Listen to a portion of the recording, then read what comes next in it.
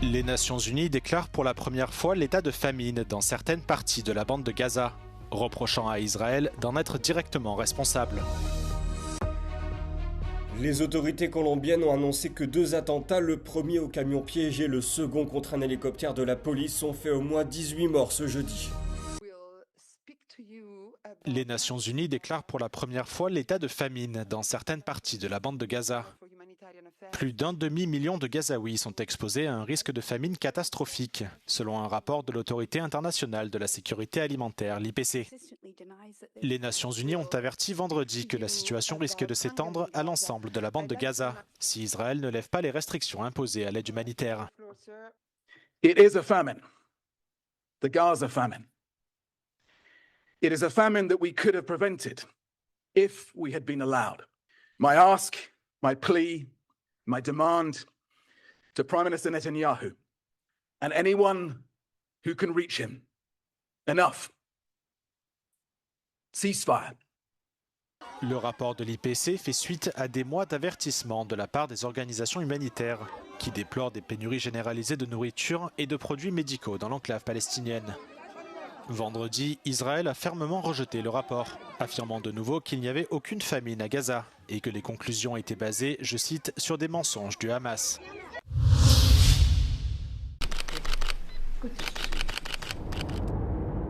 L'Union européenne et les États-Unis passent des intentions commerciales à la mise en œuvre. Les deux partenaires ont publié jeudi une déclaration conjointe qui établit les nouvelles taxes douanières. Le texte prévoit un droit maximal de 15% sur une grande partie des exportations européennes vers les États-Unis. Une nouvelle fois, la Commission européenne défend ce compromis qui fait l'objet depuis le mois dernier de nombreuses critiques. Let me say this clearly. The alternative, a trade war with sky-high tariffs and political escalation helps no one. It hurts jobs, it hurts growth, and it damages businesses across both the EU and the US. And this is not theoretical, as nearly 5 million European jobs, including many in SMEs, would be at risk. This deal avoids that path. Ce montant de 15% inclut finalement les voitures, les produits pharmaceutiques et les semi-conducteurs, des incertitudes persistées pour ces biens. En revanche, la déclaration conjointe demeure plus floue concernant l'acier et l'aluminium, deux productions qui enveniment les relations transatlantiques. We still don't have a clear solution on the steel and aluminium tariffs, where here it says there's supposed to be a tariff rate quota, meaning that there will be some amount of steel from Europe that will not have their 50% tariffs on them, but we don't know how much that will be and what will be the actual tariff rate on that. Des exemptions au plafond de 15% sont accordées pour les avions et les pièces détachées, les médicaments génériques ainsi que les précurseurs chimiques.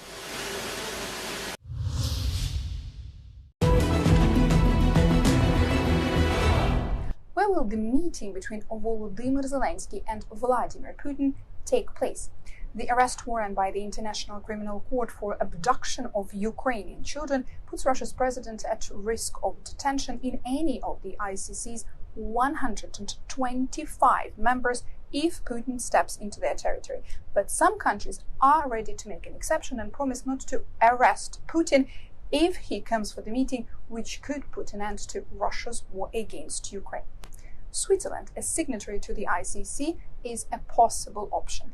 The country's foreign minister said Switzerland would be ready to host a Russian president for any peace talks on Ukraine, despite an existing arrest warrant for him. Austrian Chancellor also weighed in, saying his country, also a signatory to the ICC, supported any initiative leading to just and lasting peace that protects Ukrainian and European security interests. Now, where else could this meeting take place?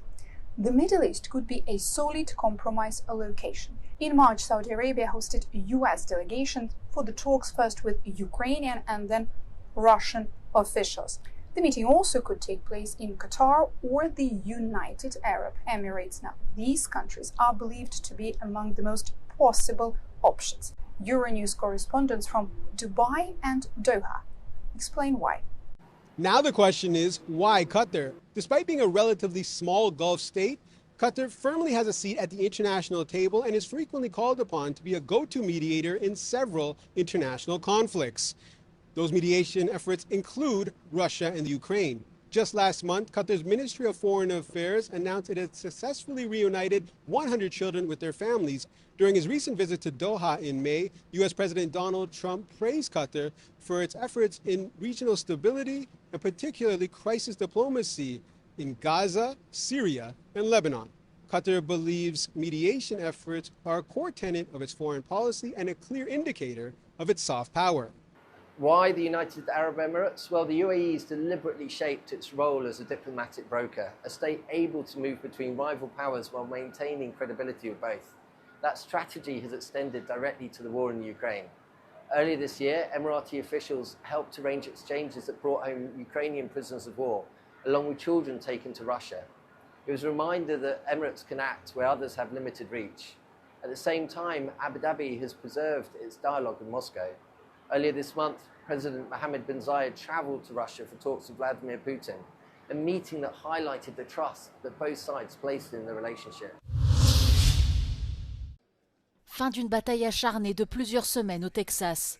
La Chambre des représentants locale a approuvé le redécoupage des circonscriptions électorales de l'État, une mesure demandée par le président américain Donald Trump, appelée gerrymandering, pour avantager le Parti républicain lors des élections de mi-mandat de 2026. You want transparency? Here's the U.S. Supreme Court legal transparency. The underlying goal of this plan is straightforward.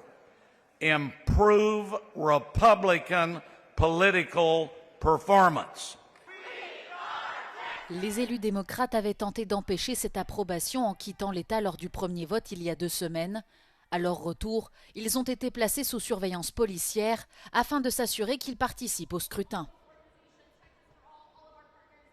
We are at a turning point for our democracy. If we allow cheating, and that's what this is, it's cheating, elections will no longer reflect the will of the people. In a democracy, people choose their representatives. This bill flips that principle on its head, letting politicians in D.C. choose their voters, and that is un-American. Le processus de redécoupage des circonscriptions a généralement lieu tous les 10 ans à la suite d'un recensement national. Les démocrates ont eux aussi recours à cette pratique, comme récemment le gouverneur de Californie Gavin Newsom. Mais les républicains utilisent cette méthode beaucoup plus ouvertement. Kim Jong-un a organisé une cérémonie dans la capitale nord-coréenne afin de récompenser les soldats revenus des zones de combat en Ukraine. Ceux qui ont combattu aux côtés des forces russes dans la région de Koursk ont reçu le titre de héros de l'État. Kim a également placé des médailles à côté des portraits des soldats nord-coréens tombés sur le champ de bataille, décrits par les médias d'État comme des martyrs. Selon les estimations sud-coréennes, la Corée du Nord aurait envoyé environ 15 000 soldats en Russie depuis l'automne dernier et aurait également fourni de grandes quantités d'équipements militaires pour soutenir l'invasion russe en Ukraine. Les responsables sud-coréens ont exprimé leur inquiétude quant au fait que la Corée du Nord pourrait recevoir une aide économique dont elle a grandement besoin et des technologies militaires de pointe en échange de son soutien à la guerre, ce qui pourrait à son tour renforcer la menace posée par le programme d'armement nucléaire de Kim Jong-un.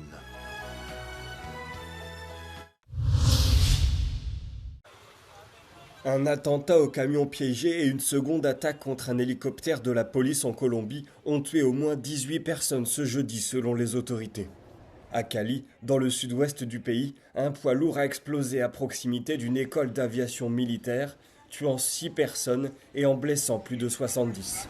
Le ministre de la Défense a dénoncé une attaque lâche contre la population civile perpétrée par l'Estado Mayor Central, un groupe armé dissident issu des FARC en réaction à leur perte de contrôle du trafic de drogue.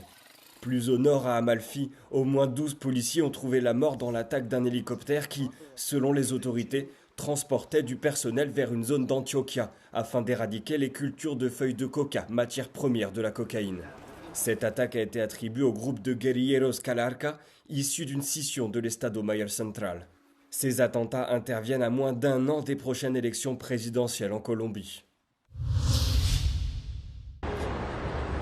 En Australie, un jeune médecin de Melbourne est accusé d'avoir filmé secrètement des centaines de collègues sur leur lieu de travail. Selon la police, Ryan Shaw, 28 ans, aurait enregistré près de 4500 vidéos intimes entre 2021 et 2025 dans les toilettes et les douches de plusieurs hôpitaux prestigieux. Plus de 460 victimes potentielles ont été identifiées, en majorité des femmes. Les enquêteurs affirment que les vidéos étaient soigneusement classées par nom, lieu et hiérarchie. Le docteur Shaw fait face à plusieurs centaines de chefs d'accusation. Libéré sous caution pour 50 000 $, il doit respecter un couvre-feu strict, remettre son passeport et n'a plus le droit d'utiliser d'appareils électroniques. Une nouvelle audience est prévue en novembre.